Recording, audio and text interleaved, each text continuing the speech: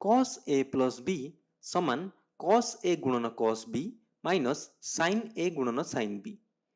ଏହି ସୂତ୍ରର ଆମେ ଆଜି ପ୍ରମାଣ ଜାଣିବା। କିପରି cos a plus b ର ମୂଲ୍ୟ cos a ଗୁଣନ cos b minus sin a ଗୁଣନ sin b ହେଉଛି। ସେଥିଲାଗି ପ୍ରଥମେ ମୁଁ ଗୋଟେ ତ୍ରିଭୁଜ ନେଉଛି, ଗୋଟେ ସମକୋଣୀ ତ୍ରିଭୁଜ PQR। ଏବେ ମୁଁ ଗୋଟେ ରେଖାଖଣ୍ଡ ଅଙ୍କନ କରୁଛି QT। এই QT ରେଖାଖଣ୍ଡ ଯେତେବେଳେ ଅଙ୍କନ କରିଲି PQR କୋଣ ଦୁଇଟି କୋଣରେ ପରିଣତ ହୋଇଗଲା PQT TQR। ତେଣୁ PQR କୋଣର ପରିମାଣ ସମାନ ହେବ PQT କୋଣର ପରିମାଣ ଯୁକ୍ତ TQR କୋଣର ପରିମାଣ ସହ। ତେଣୁ ମୁଁ ଏବେ TQR କୋଣର ପରିମାଣକୁ ନେଲି A, PQT କୋଣର ପରିମାଣ ନେଲି B।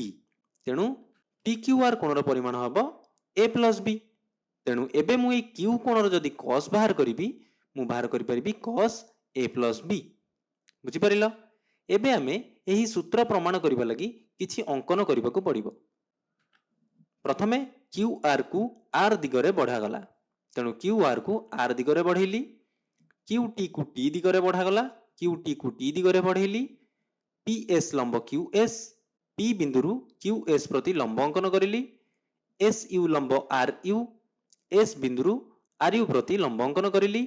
SV ଲମ୍ବ PR, ତେଣୁ S ବିନ୍ଦୁରୁ PR ପ୍ରତି ଲମ୍ବ ଅଙ୍କନ କରିଲି। ଏବେ ଆମେ এই QTR ଏବଂ PTS এই দুইটি ত্রিভুজକୁ ନେଇ ଦେଖିବା। এই দুইটি ত্রিভুজ ମଧ୍ୟରେ TRQ ଏବଂ PST এই কোণ দুইটিର ପରିମାଣ ସମାନ ଅଛି 90 ଡିଗ୍ରୀ।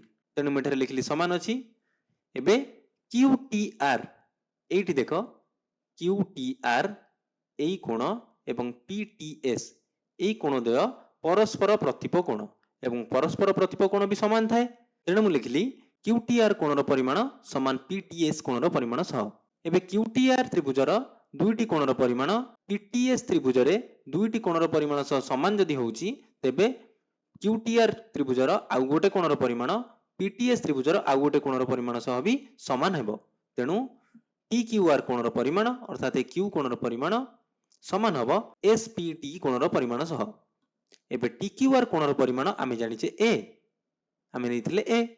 ତେଣୁ TPS এই কোণର ପରିମାଣ ବି ହେବ A। ଏବେ ଆମେ PQR ତ୍ରିଭୁଜରେ Q କୋଣର cos ବାହାର କରିବା। ତେଣୁ ମୁଁ PQR ସମକୋଣୀ ତ୍ରିଭୁଜ ଆଉ ଥରେ ଅଙ୍କନ କରିଲି। ଏବେ cos A plus B ଅର୍ଥାତ୍ এই Q କୋଣର cos ବାହାର କରିଲେ ଆମେ କ'ଣ ନେବା? ସମକୋଣୀ ତ୍ରିଭୁଜର ଭୂମି ଏବଂ କର୍ଣ୍ଣ। ତେଣୁ QR ବିଭକ୍ତ PQ। ଏବେ QR এই ଚିତ୍ରରେ ଦେଖ, QR କୁ ମୁଁ ଲେଖିପାରିବି QU ରୁ ମୁଁ ଫେଡ଼ିଦେବି RU ପାଇବି QR। ତେଣୁ ମୁଁ ଲେଖିଲି QU ମାଇନସ୍ RU। ଏବେ ଏହାକୁ ଲେଖିପାରିବି QU ବିଭକ୍ତ PQ ମାଇନସ୍ RU ବିଭକ୍ତ PQ। ଏବେ QU ଏବଂ PQ ଉଭୟରେ ମୁଁ ଗୁଣିବି QS। RU ବିଭକ୍ତ PQ କୁ ମୁଁ ଲେଖିଛି VS ବିଭକ୍ତ PQ। କାହିଁକି? କାରଣ RU ସମାନ ହେବ VS ସହ। ଦେଖ RU VS ସମାନ, କାହିଁକି ନା VRUS ଗୋଟେ ଆୟତ ଚିତ୍ର। ତେଣୁ ବିପରୀତ ବାହୁଗୁଡ଼ିକର ଦୈର୍ଘ୍ୟ ସମାନ, ତେଣୁ RU ଏବଂ VS ର ବି ଦୈର୍ଘ୍ୟ ସମାନ। ତେଣୁ ମୁଁ RU ନ ଲେଖି ଲେଖିଲି VS। ଏବେ ଏ ଭଗ୍ନ ସଂଖ୍ୟାରେ QU ବିଭକ୍ତ PQ ରେ ଲବ ଏବଂ ହରରେ ଗୁଣିଛି QS। ତେଣୁ ମୁଁ ଏବେ ଲେଖିବି QU ବିଭକ୍ତ QS, QS ବିଭକ୍ତ PQ। ଲେଖିଲି QU ବିଭକ୍ତ QS, QS ବିଭକ୍ତ PQ ମାଇନସ୍ VS ବିଭକ୍ତ PQ ରେ ଉଭୟରେ ଗୁଣିଲି PS, ଲବ ଏବଂ ହରରେ ଗୁଣିଲି PS।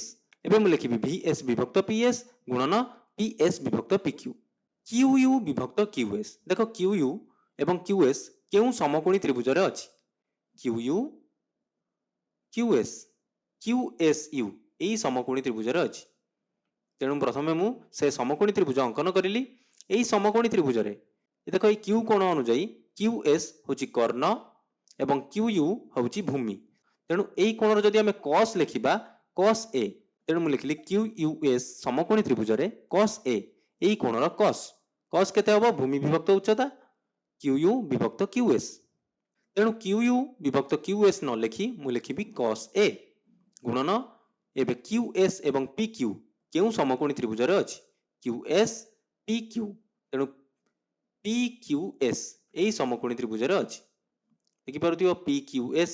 ଏଠାରେ ଯଦି ମୁଁ ଏଇ Q କୋଣର cos ବାହାର କରିବି, ଭୂମି ବିଭକ୍ତ କର୍ଣ୍ଣ, ତେଣୁ QS ବିଭକ୍ତ PQ। ତେଣୁ PQS ସମକୋଣୀ ତ୍ରିଭୁଜରେ cos B ସମାନ ହେବ QS ବିଭକ୍ତ PQ ସହ। ତେଣୁ QS विभक्त PQ न लिखि मु लिखिबि cos B फेडाण एबे VS एवं PS केउ समकोणी त्रिभुज रे अछि देखो VS PS PVS एई समकोणी त्रिभुज रे अछि आम पाखरे P कोणर परिमाण अछि A एवं ए P कोण अनुଯାयी VS होउची उच्चता PS होउची कर्ण तेणु VS विभक्त PS अर्थात उच्चता विभक्त कर्ण अर्थात एई P कोणर आमे जदि साइन बाहर करिबा आमे पाइबा VS विभक्त PS तेणु मुठरे लिखिली PVS समकोणी त्रिभुज रे sin A P कोणर परिमाण A तेणु sin A समान VS विभक्त PS एबे VS विभक्त PS न लिखि मु लिखिबि sin A गुणन PS एवं PQ केउ समकोणी त्रिभुज रे अछि देखो PS PQ PQS समकोणी त्रिभुज रे अछि तेणु आउथरे बनेली एबे एई समकोणी त्रिभुज रे एबे PS एई Q कोण अनुଯାयी उच्चता एवं PQ होची कर्ण तेणु जदि मु एई कोणर साइन बाहर करिवि sin B आमे पाइबा PS विभक्त PQ तेणु लिखिली PQS समकोणी त्रिभुज रे sin B समान PS विभक्त PQ सह तेणु PS विभक्त PQ न लिखि मु लिखिबि sin B एवं आमे बाहर कले कोन cos A plus B आमे बाहर करूथिले आमे पाइले cos A गुणन cos B फेडाण sin A गुणन sin B